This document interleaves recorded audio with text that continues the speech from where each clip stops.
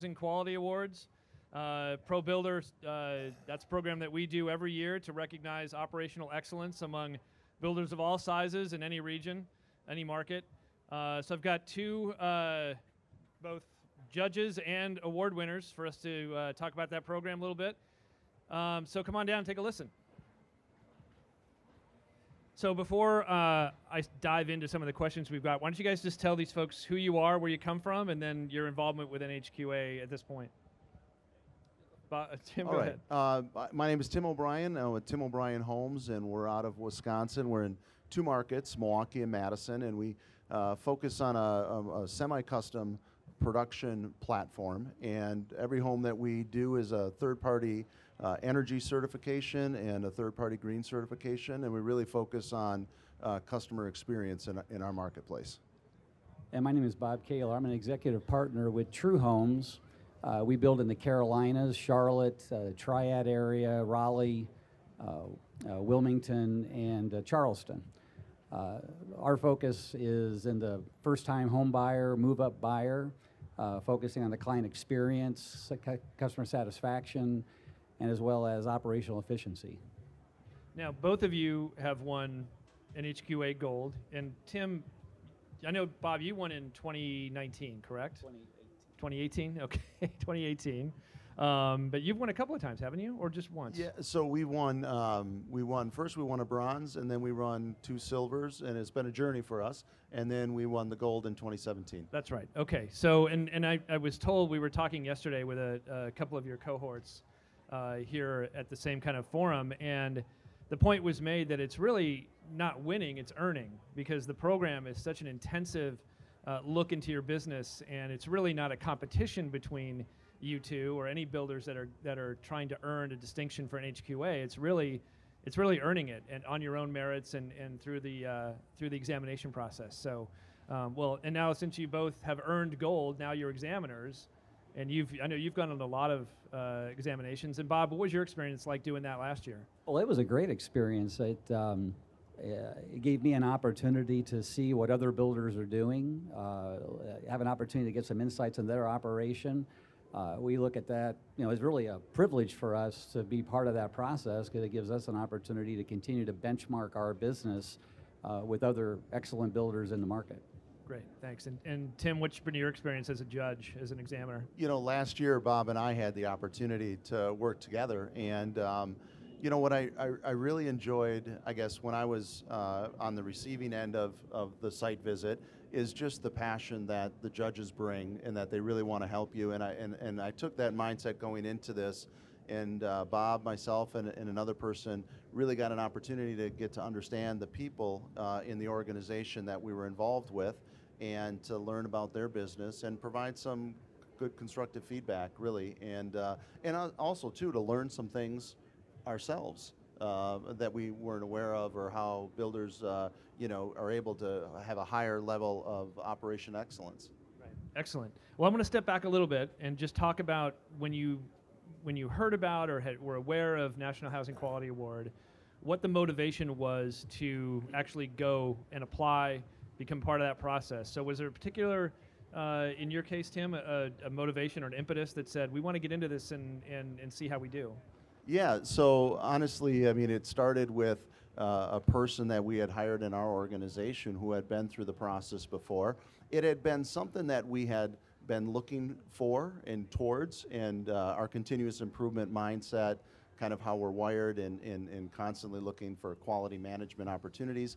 But the person we had in our organizations, and this is kind of what I'd expound to everybody, is there's really no perfect time to get in. So we dove into it, and it was intensive. It was very comprehensive, and what I really enjoyed about it is that there's a significant, there's 8 categories, and in each one of those 8 categories, you're asked to provide some really good information about your organization and how you do things, and it really kind of got us to step back a little bit and take more of a bigger picture view of what we did as an organization, and I thought it was a wonderful experience for us, and just having a continuous improvement mindset helps, but also having someone that you can talk to about the program, which we're hoping we can have that opportunity to touch base with some of those builders here today and share those same experiences. Great, awesome. And Bob, what was your impetus to go for NHQA?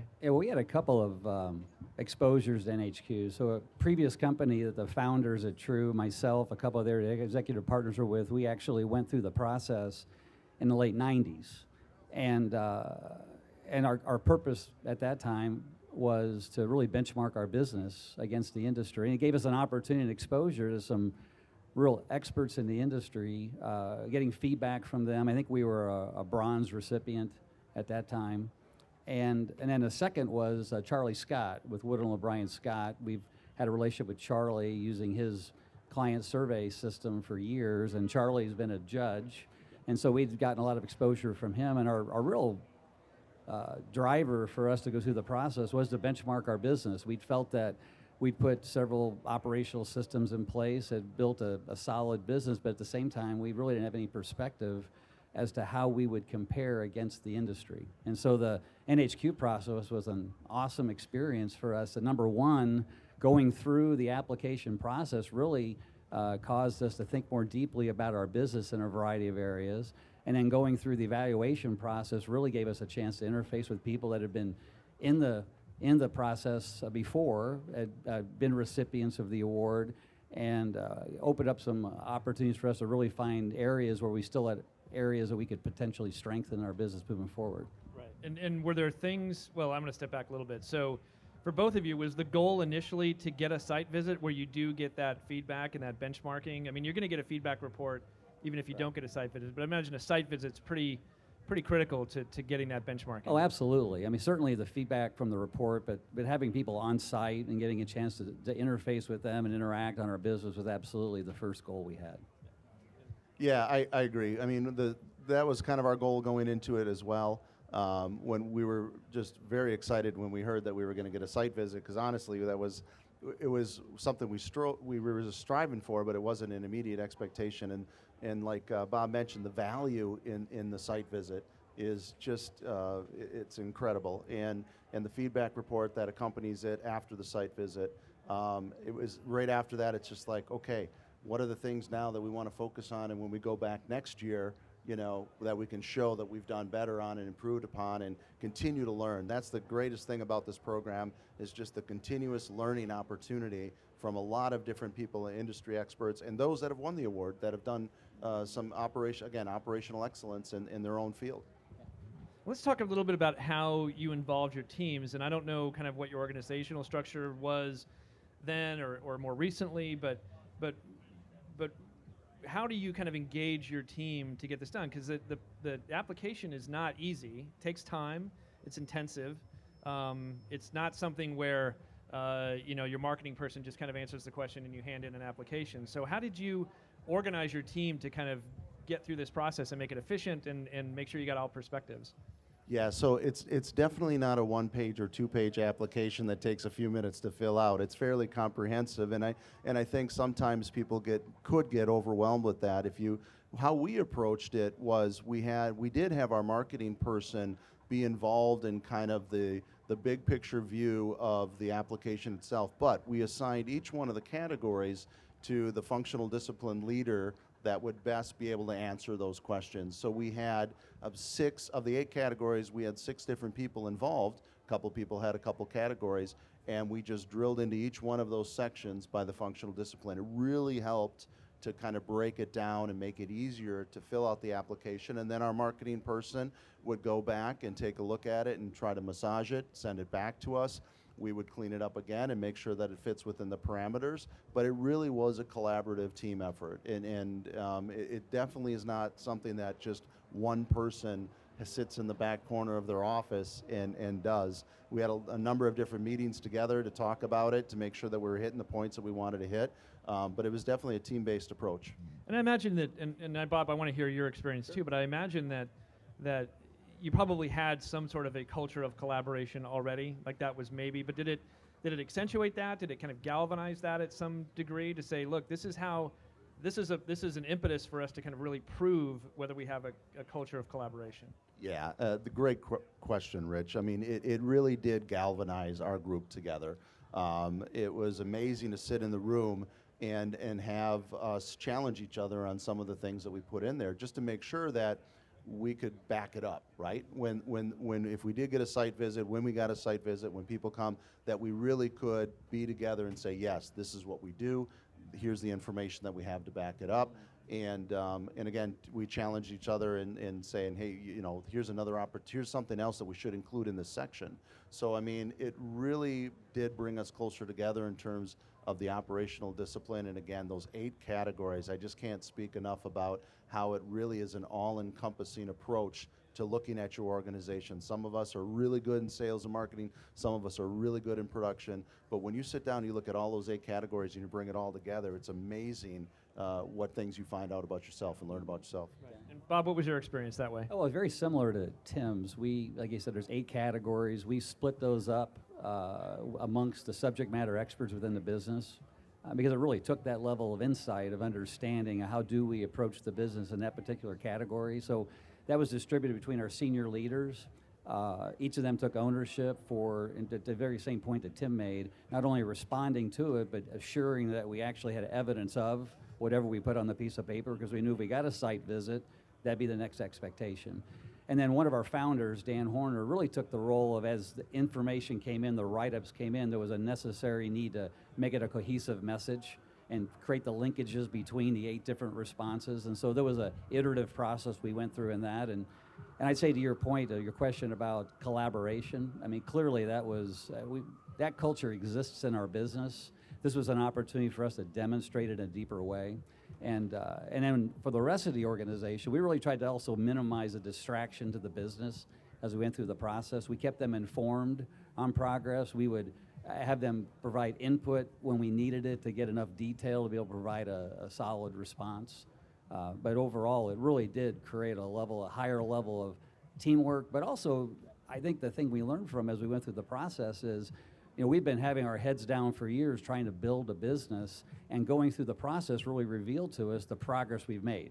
We really didn't realize the progress we'd made in our business until we went through the application, and so it also became very convicting for us that you know, we had actually built a business that, while not perfect, really something we could be very proud of, and we're anxious at that point then to see what kind of response we got through the process. Yeah, Steve, others agree with you, right? Yeah. Or where, you know, like you said, where you might have some areas for improvement, and obviously you recognize that. I mean, like you said, nothing's going to be perfect, but it is kind of, I'm sure, very validating and rewarding to kind of step back and see that and say, look what we've built. Because like you said, you got your head down, and all of a sudden you look back and go, that's actually pretty good. Done a good job. So continuing the conversation about engaging your team, when you got the site visit, were those principals and each of those kind of champions of each section, were they then responsible for presenting that? How did that work in that aspect? Yeah, the same distribution of responsibility. Each functional leader then was responsible to create their output. And we actually put all of our evidence up on a wall, and each had an area that we took ownership for. And then they were physically on the wall. Physically on the wall. We put up every piece of evidence that we felt we were going to need to be able to respond to if questions came in. And then when the team came, the judges came to go through the process, each functional leader took responsibility to present their area of the business in each of the 8 categories. Okay, excellent. And Tim, what was your experience in terms of then presenting it to or being responsive to the examination? Yeah, we did something similar to Bob, except that we had our functional discipline leaders speak to each one of those groups, and then everybody else kind of would contribute, like the color commentary, if you will. And we ended up putting it together in binders. So we put it together in binders for each one of the judges, so they had an opportunity to take it with them and maybe revisit some of the things that we talked about. And so, but yes, we had our team lined up on one table like a panel, if you will, and each one was responsible for initiating the conversation as related to that section, and a number of us would contribute. Excellent. Okay. Let's talk. We're here with a bunch of builders that either don't know about the program or are familiar with it, but maybe not as familiar as we need them to be. What piece of advice would you give to a builder who's aware and considering NHQ? What's the best piece of advice that you can give them? A lot of the things that I hear when I talk to people who haven't been through the program is, well, we just don't have things where we want them to be yet. And I think that holds one back from accelerating a learning opportunity, really. I would suggest if you've got the major pieces in place that you need to get, fill out that application, get it in. If you don't get a site visit, get some feedback, go back at it again. But your learning curve is going to accelerate only when you really get that first application in. If you're going to wait till things are perfect or near perfect, it's hard for us to really get there, right? So my suggestion is if you've got a good operation, you've got a pretty good operation, get started on that application. I think that's the biggest hang up for people is, we're not ready yet. It's a journey. It isn't, I didn't look at it as I'm going to get one award and be done. I looked at it as a path to continue to get more feedback, to continue to hone in our process, get better at what we do, and learn from the judges. I mean, every site visit that we've had, we've always learned something new from a judge who had a different perspective. And so that's what I challenge new applicants to look at it as a journey. Don't look at it as a one-time thing and you're done. Honestly, I've enjoyed every year that we have submitted an application and been involved with the site visit, feedback report. Our team has embraced it as well. I'm glad we did it early on, and I'm glad we didn't wait for that perfect time. Right. Bob, anything to add to that? Yeah, my advice is don't pursue it to win an award. Pursue it as a pathway to get better. And if you think about it, what are your options of getting better as a business? What are your options to actually get external input? You can go out and hire consultants to come in and spend a ton of money. The amount of value you get having individuals come into your business, third-party, objective observers. The value of that is enormous, and the relative cost of that going through the NHQ process is minuscule. Yes, there's energy on your part to go through the process of the application, but the value you get out of that. If you're a business that wants to improve your business and get better as an organization, I can't think of a higher payback opportunity than go through the NHQ process. Right, and these aren't consultants. These are other builders who have been through the process, can understand your business intimately, at least from a standpoint of, I'm also a builder. I get how this works. I understand these operational aspects of your business. So you're not talking to somebody who doesn't know the business at all as well as a builder would. Well, and the other thing, as Tim had said, I've got a chance to meet several of the judges, and I think judge is a bad nomenclature, because if you feel like you're not coming in and getting a judge, the real heart of the people that I've been exposed to is it's an opportunity to give back, and to have an opportunity to help others get better, and it isn't a judging mindset. Yeah. It's, hey, how can we collaborate? How can we, whatever input I could potentially provide to a home builder to help them get better, that's an honor for me. And I really see that in the heart of all the judges that I've met. Well said. I totally agree, Bob. Thank you. Well, I think we need to come up with a new branding for judges, right? And I don't think examiners is necessarily that either. I think it's something else. So we'll work on that for this coming year and come up with a new name for you guys. One of the things that was brought up yesterday that was really interesting that I had never thought about or realized is that once you earn a National Housing Quality Award, whether it's gold, silver, bronze, or whatever, you're part of a fraternity. You become part of a group that's pretty special and stays in touch with each other. Not just the judges, for lack of a better term, but they were talking about how, they can call up another NHQ winner and chat, and you've got a kind of this common bond that's developed. Have you experienced that? Yeah, I have. Even to the point that Bob and I have stayed in touch as examiners. The builders that I've met stayed in touch with. We go to the NHQ conference, and you see a lot of those familiar faces that have won awards in the past that still are there to contribute. I think what we find is this group is special. I agree. And what I mean by special is that they want to help others, and there's this contribution mindset, this desire to help others learn from their experiences, to help others learn from maybe the process that they went through with NHQ, and how, again, you can accelerate that learning curve. You're able to stay in touch with some of those people too well after the award, to provide some additional feedback. I know Bob and we sat down at the conference with the builder that we were involved in to kind of follow up to some of the feedback report. We were very, that's something that I think our industry has a lot of those people that are out there now. This is just a great opportunity to really give back to those other builders. To your point, Rich, we're builders. We're builders involved with helping other builders grow. There's a lot of empathy and understanding for what builders go through, and a builder on the other side of the table that's talking to you about your business understands that more than anybody else does. Right.